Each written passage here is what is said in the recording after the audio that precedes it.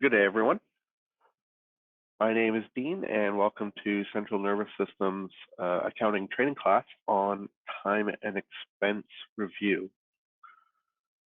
Just give it another 30 seconds or so, see if anybody is going to join.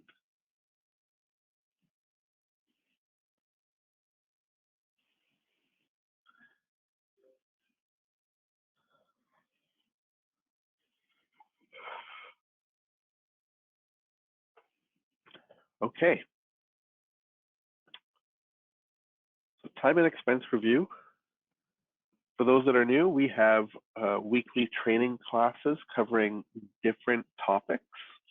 They can be found at acumaticaengineering.com/Acumatica training. Today we've got time and expense review, so thanks for joining us.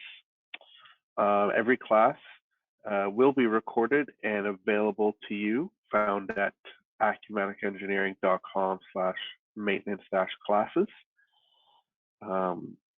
As said before, we've got weekly classes. This week we have time and expense review, followed by a session on project quotes next week, February 23rd.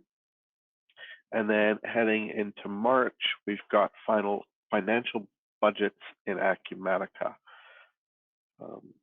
These sessions and classes are only available to central nervous system customers.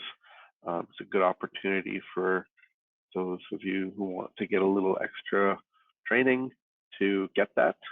The good thing about these classes is that there is an opportunity to ask questions, which will be answered at the end of the presentation. So please use the question box to submit questions, and whatever we have time for, we can address. Whatever we can't answer or don't have time for, we'll post up another video with those answers on our blog, which can be found at acumaticaengineering.com/engineering-blog. Okay. So let's look at what we have going on today. So our agenda for today is really looking at time and the different types of time entry, as well as expenses, and how to enter those into the system and convert those to claims. So for time entry, we've got an overview of how to enter equipment time, employee time, and then we touch on crew time. And for expense entry, we're going to walk through entering an expense receipt and the various different components and options involved with that, and then taking that a step further to include it on an expense claim. Okay. All right, so starting off with time entry, so equipment time cards.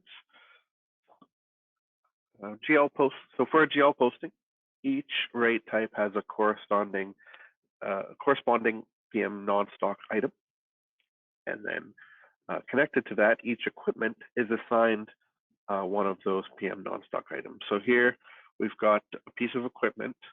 In this case, it looks like a truck of some sort, so a Nissan NV200. And we have three different rate items here that we can choose. So the rate items basically differentiate the three different cost elements or usage elements that can be assigned to this truck. So we have a run rate, we have a setup, and we have a suspend rate. So it's something that might be parked or put aside during the winter. And so there's a specific rate for that. There's a rate to get it set up and in working order, and then there's an actual working runtime rate. And those are all tied to a non-stock item over here. The non-stock item is an item that can be used and is specific to this Nissan NV200, or it's a rate that can be used for multiple pieces of equipment. And with the non-stock item, we then get the GL account settings that are going to be used whenever this Nissan NV200 is transacted. So we'll get entries to our expense accounts and revenue accounts if it's billable and whatnot. So for equipment time card entry, we need, at a base level, we need a piece of equipment that we're going to track and charge time for, and then we need to connect that to a non-stock item. Now, for run rate and setup and suspend, in this particular case, we've got 3 separate or different rates or non-stock items that we've connected it to. We do have the option to make all of them the same if we didn't want to differentiate those. So the flexibility is there.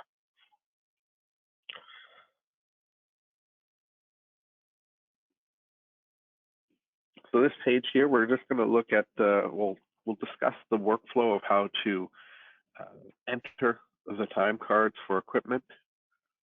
So with equipment time cards, we want to start a new time card and then for equipment, and then select that piece of equipment that we're going to be working with. When the time card is started, it should default to the current week, and it's going to default to a standard work week, which is typically a Sunday to Saturday work week. In the summary tab, we're going to select projects, tasks, and the rate type, as well as entering the time used on a per day basis for that piece of equipment, for that rate type, for that task. If the equipment usage is billable, we're going to select that option on the summary tab so that the usage can be charged back to the customer. Once all of the entries are entered, we can submit that time card to start the approval process. And once the time card is released, it will post to the GL and project transactions. So let's have a look at Acumatica. That's my dog. So time and expenses. So I'm in a demo database, but just a quick overview here. Under time tracking, we've got equipment employee cards, and then weekly crew entry. So these are our entry components, and then these are approval and releasing components. So today we're really going to dive into the entry components. So we'll start with time cards.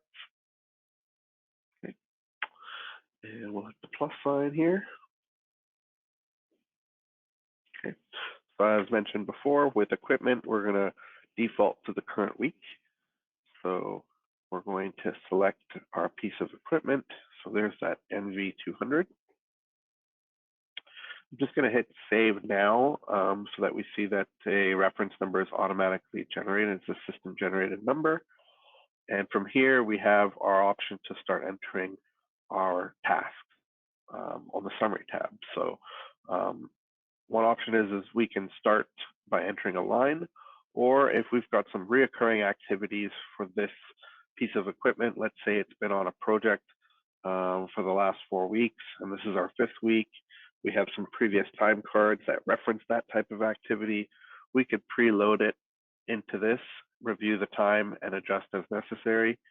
In this case, I don't have a previous time card, so we'll just walk through how to enter information line by line. So we'll start by adding a row here. And again, we'll just walk through the various components. So here we've got a project, so we'll select that. So let's find a project that's got some active tasks here. Revenue recognition co.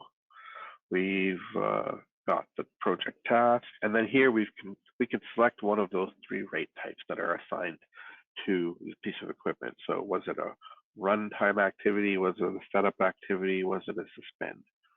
So let's maybe let's enter a couple of things. So we can do a runtime, and so on Monday we did 6 hours, and then on Wednesday we hit 8 hours, for instance. And then if we want this time to be billable, we can select this task here, this billable checkbox. And we'll notice that as we enter time, the billable or the time entered will start to add up over here. And we could choose to put in a description here. So run time activity, and then perhaps, for the same project, for the same task, on Monday, maybe the first 2 hours were spent for setup.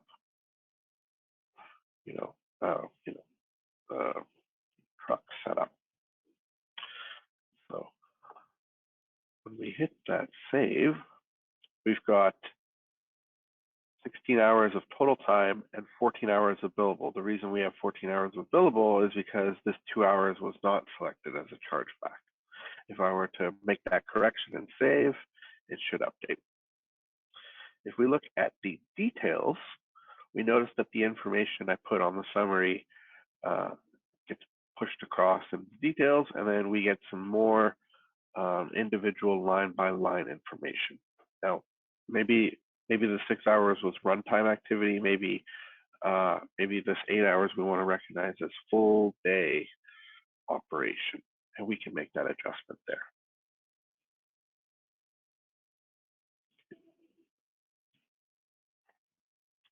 So once we're done with the entry for this piece of equipment, and we might have, activity on each of the 7 days, but once we're done, the next step is to go actions and submit. Okay. And so once we submit that, the status goes to a pending approval. So it's now going to start the approval process. And if we go back to our time card page, we can look at what's pending approval here. And there's that time card that we submitted.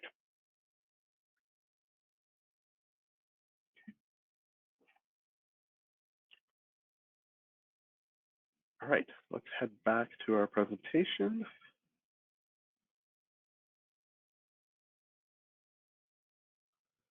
So now we're going to look at employee time activities or time cards. And just like with equipment, for a GL posting, each employee has a corresponding labor item that is either role specific or individual specific. So in this case, the employee gets assigned that labor item. And so if we have non-stock items that are set up on an employee to labor item relationship, so we could have Maxwell Baker as a specific non-stock item here that has its own rate and information. Or in this case, we have a class of resource items. So in this project manager, so Maxwell Baker uses labor project manager, and other employees might use the same non-stock item. So with that non-stock item, we're going to get the options to put in the GL accounts that we want to use. So for our expenses, we've got 51,200, which is cost of goods sold, salaries and wages, and expenses consulting, the sub account. And then any sales that's billable connected to that time is going to flow through sales revenue. Okay. So these are the defaults that we have in for Maxwell Baker, which is the employee that I'm logged in as. The workflow is a little bit different for employees, though, and we'll just walk through this and then go through it in Acumatica. So each entry represents one activity. A time card is a collection of activities within the standard work week. So to enter time activities, we use the current work week or specify a different range. We enter earning types, date, project information, as well as the labor that we want to charge and time spent. We then choose whether each or any of the activities are billable, so that they could be charged back to the customer, and then we remove the hold. When we remove the hold, it flows through the approval process. Time card is very similar to a equipment time card in that it has a summary and a details tab. So from there, we can enter very similar information, types, earning types, project IDs, and tasks that we want to associate that time spent against. We can enter descriptions, and we can even choose the labor item that may be different from the default. Again, we're selecting if that time is charged back to the customer, selecting billable or not. And then we submit that time card for the approval. When that time card is released, that's when the GL transactions and project transactions get posted. Okay. So let's go back into Acumatica and have a look at that. So let's focus on employee time cards, because that's going to be very similar to the equipment time card entry. So in this case, we've got Maxwell Baker, who's I'm logged in as. We've got all records, which should show a number. And we've got some cards that are pending approval. And then these are on hold cards that have yet to be submitted. So let's just start a new one. And okay, so unlike equipment, the week generated for an employee time card is based on the previous work week that's been that's in the system. So, you know, it's February 2023.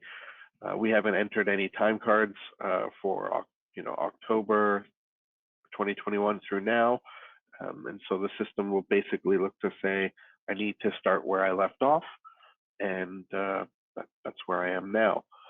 There are mechanisms in place that we can use to backfill time. Maybe employees took a leave of absence or were on vacation and need to populate those time cards with vacation entries. Nonetheless, we'll start to enter time here and walk through that as if it's a current week. So, first thing I'll do is I'll just hit a quick save here so we get a auto-generated reference number. Okay. So earning type. So with earning type, we've got a couple different options. In this system, we've got regular, sick, vacation, which are likely very common. And then we've got public holidays and a couple of other options, so personal time, bank time. So let's just choose regular hours, and we'll walk through some options here. Task ID. Oops. We want project, actually. That's what we really want, it's project. So let's just choose that same project that we were working on and that same task. And so that default labor item is going to be based on what's connected to the employee card. So labor PM. And let's say on the Monday, so this is actually over here, Sunday through Saturday. On the Monday, we worked 6 hours, and then on the Wednesday, we worked 8 hours. And it was, operating NV200. Okay.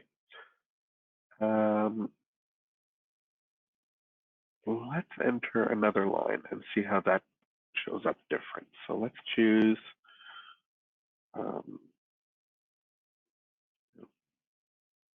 maybe, oh, that one's not active.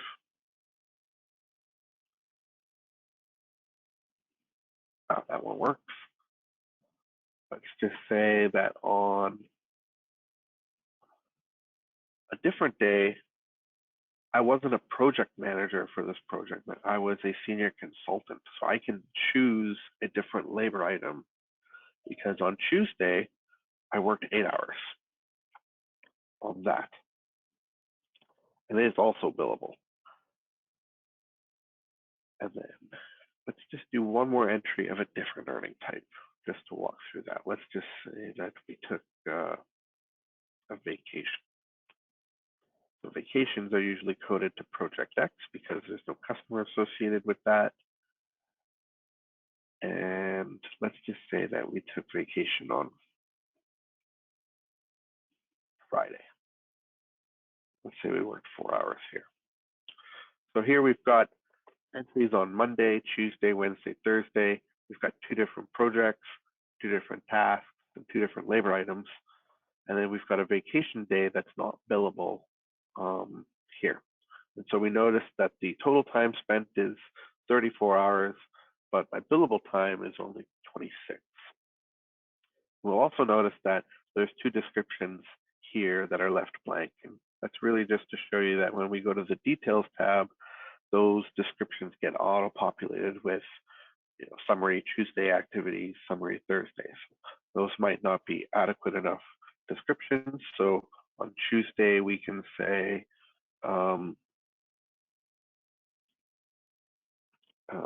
operating consulting for XYZ, and then this day for consulting, and then Friday is vacation day. Okay, so that project's expired. So I doubt it will allow me to submit, but we'll hit save, and let's see if we can submit. Okay. And once we submit, we now see that it's pending approval. If we go back to the pending approval, there's that information. Okay. All right. Back to our presentation.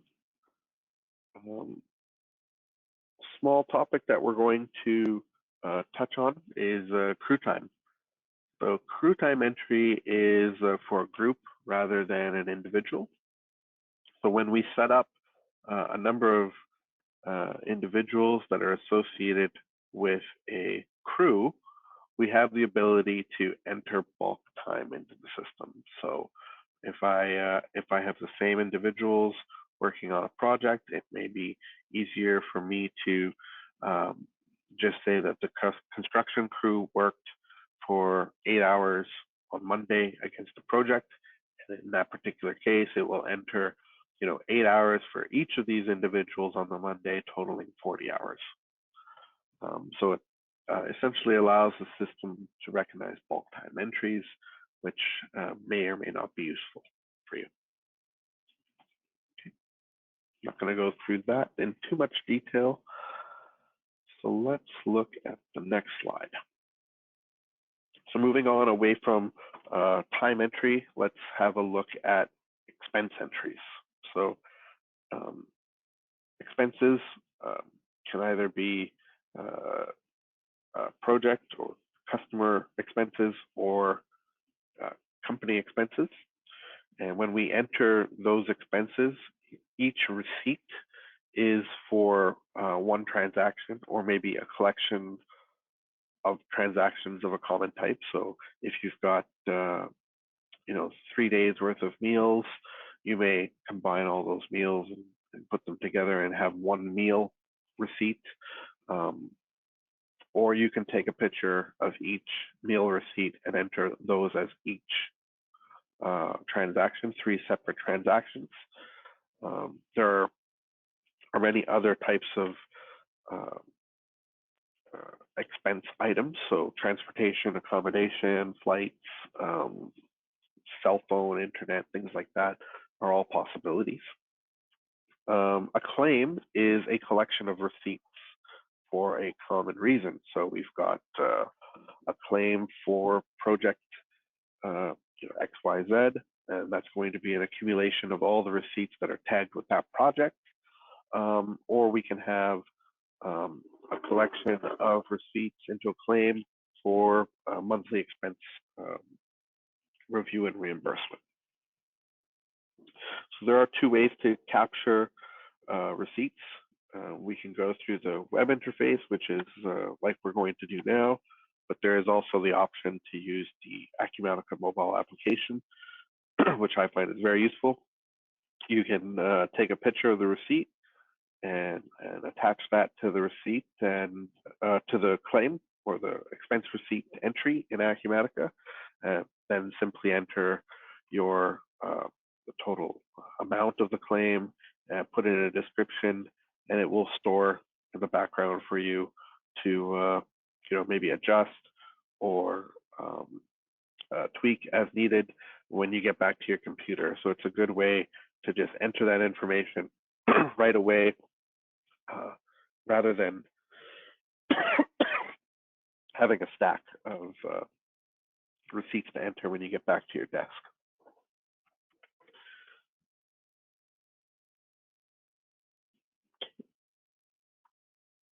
So workflow for receipt entry is we're starting a new receipt, and we're going to select the expense item and enter a description, date, and amount.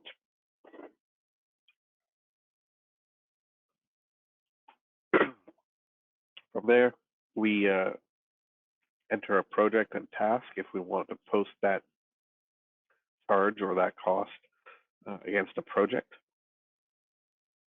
If we want to charge back the customer, just like with time entry, we select if it's billable. From there, we select the tax zone if it isn't defaulted, and another thing that we want to select is how that expense was paid for, which is also important, but not shown here. Once an expense receipt is completed, we can save it. And if there are multiple receipts, we can then start a claim and add those receipts, or we can select a number of receipts and create a claim. Once the claim is started, we can save and submit to start the approval process. And once that claim is released, it will post the GL and project transactions necessary. So let's have a look at Acumatica. Go back to time and expenses, and let's do expense receipts. So here we've got a bunch of records that have been previously entered, but just like with time cards and equipment cards, we've got those options to filter based on what's been completed, claimed, pending approval and whatnot. So if we look at to be claimed, for example, this is something that was entered previously and hasn't been submitted on a claim yet. So we'll touch back on this shortly. So let's start with an expense receipt. And that's where really expense receipts are going to reside in on hold until you submit it. And so I've got nothing right now. Let's start one. Okay. So here, claimed by myself, Maxwell Baker. I'm going to pick an expense item. So in this case, let's say that we had to travel and stay at a hotel. So I'm going to choose accommodation. So accommodation while, maybe I got to spell that right too, while away for work trip, whatever. We could put in a fully detailed description here, or we can just let the receipt do the work for us. From there, we've got quantity of one receipt, and I don't want the unit of measure to be each. I want it to be each, and so I'm going to say the unit cost total is, let's say I spent, let's just say if we look back at that work week, we worked 4 days and then we took a vacation day, but maybe I stayed 5 nights in the hotel. So I'm going to say that it's $150 a night. So I have a $750 claim. But one of those nights, this is where the employee part comes in. One of those nights is on me, right? Like that vacation day. I didn't need to stay there, but I chose to stay there. So maybe 150 is for me.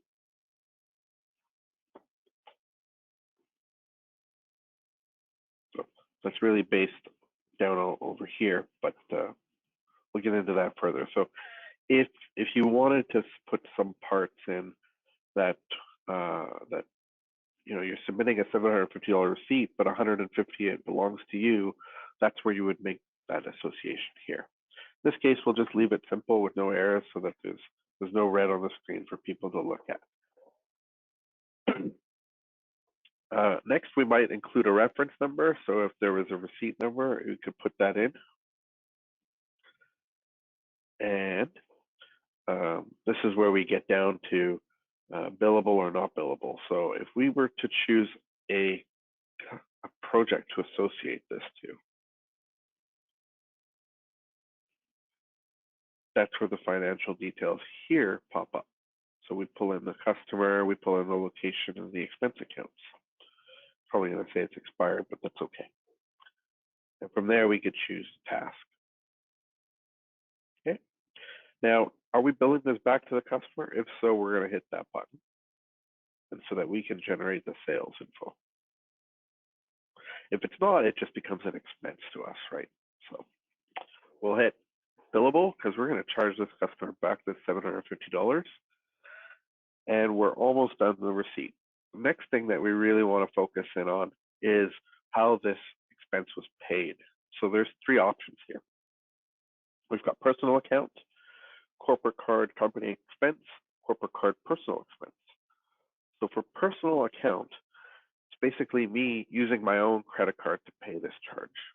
And when the personal account is selected and this claim is approved and posted, what it's going to do is it's going to, Acumatica will automatically generate the payable back to me. Okay. If corporate card company expense is used, let's just say, the Visa for executives, the system will not generate the payable. Instead, it will post a charge to the liability account so it could be reconciled against the corporate statement for that card. If it's a corporate card and it's a personal expense, obviously it's not going to be something billable to a customer. Let's just say it was I used the card to pay for a personal hotel trip because my other cards got declined, so I just used this one.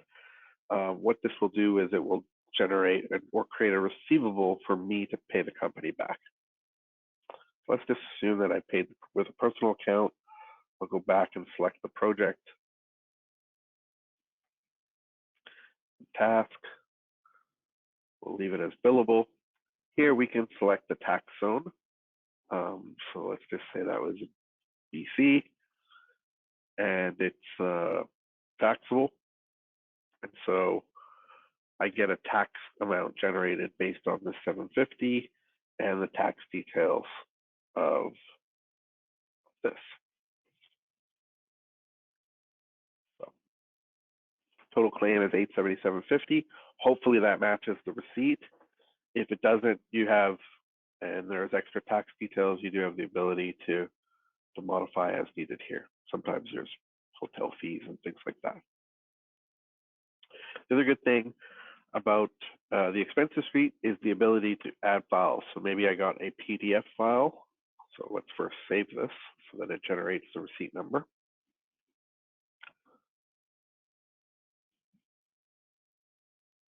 So let's see if we can grab a file. Browse hotel invoice. And we'll upload that. Okay. Alternatively, I could go to my desktop.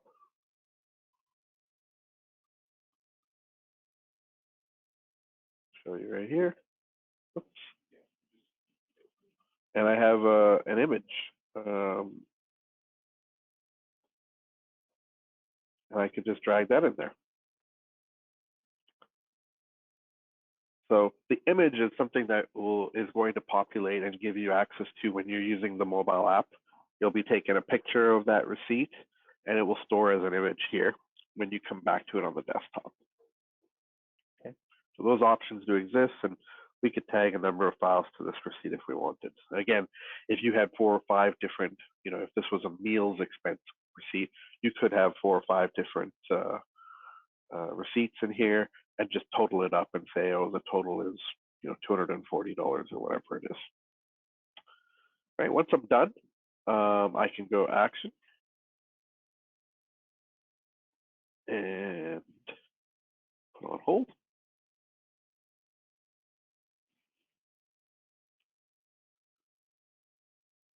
So that's saved. It's on hold. It's ready to go. To be claimed. Okay. We can go back into it and adjust if needed. And here we go. Submit. So once that receipt is submitted, it's no longer on hold. And now it should show up as to be claimed. So here we've got 2 different receipts to be claimed. Now, claims, expense claims, there's 2 ways to do that. We can go to time and expenses and start a claim. We can start one here. And with this option, we have the ability to create new claim lines that don't have, which basically represent receipts, or we have the option to simply add receipts.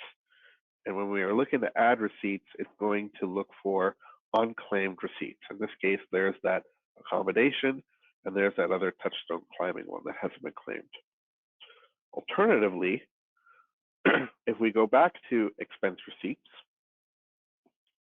and we look at the to be claimed portion, we can select the receipts that we want to. So if we had 10 different receipts here, let's say they were all assigned to one project, we could select those ones that are assigned to one project and just say claim.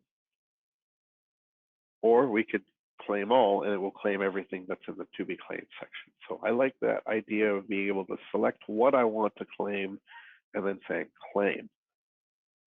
And when we do that, it will create the claim for you, adding the receipt to this document. And from there, we can change the description if we want. We can add another receipt if we forgot to do that. But if we go through the process of entering receipts as needed, and then it makes the claim process quite simple. We can select the receipts, hit claim, give it a quick review. We could just say submitted. We could say project rev reco submitted receipts, and then go actions submit. And doing that will push it to a pending approval, and now this claim will flow through the approval process. Okay, so going back to claims, we see that right there, $877.50.